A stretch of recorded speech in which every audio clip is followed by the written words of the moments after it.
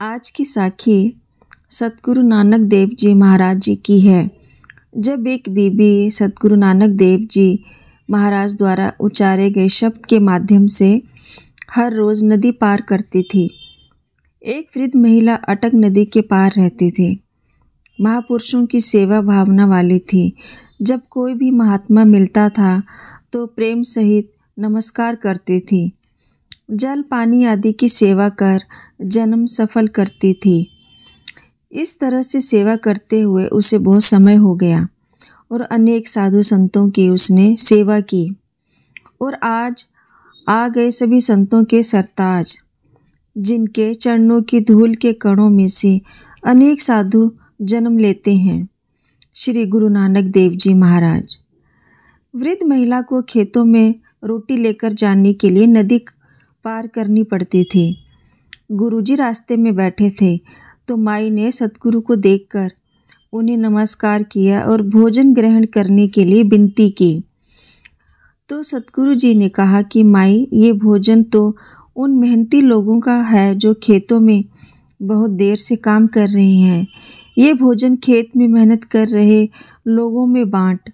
तो ये सुनकर माई ने विनती की कि महाराज जी, मैं आपका वचन मानती हूँ, लेकिन मेरी भावना है कि मैं आपको भोजन जरूर करवाऊँ।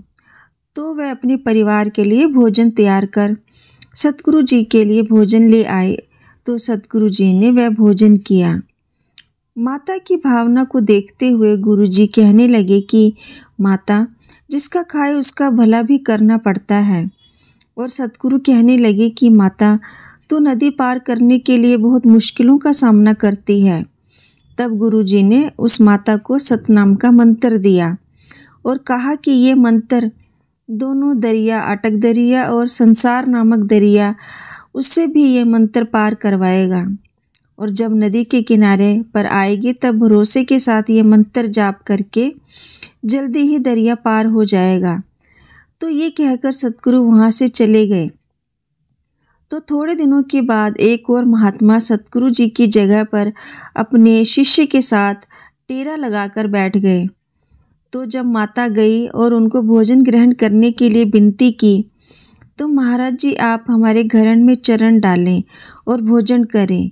तो भोजन करवाने के लिए माता महात्मा जी को अपने साथ लेकर चली।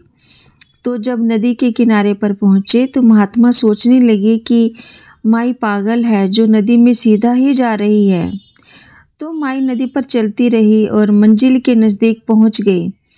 लेकिन महात्मा नदी के किनारे पर खड़े सोचते रहे।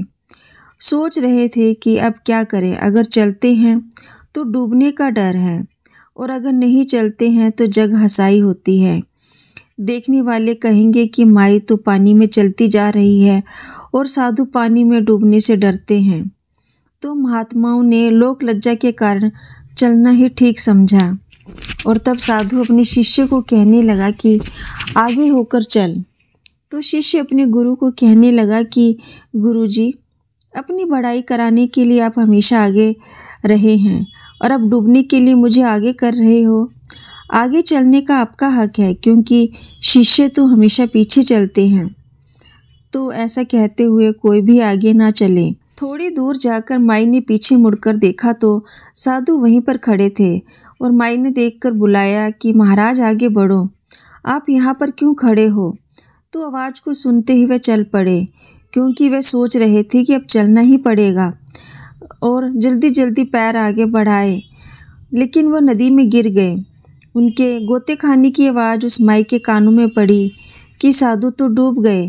तो माई ने कहा कि उन्होंने ऐसे ही भेष धारण किया है, नाम को हृदय में नहीं बसाया, क्योंकि अगर नाम हृदय में बसा होता तो डूबना नहीं था।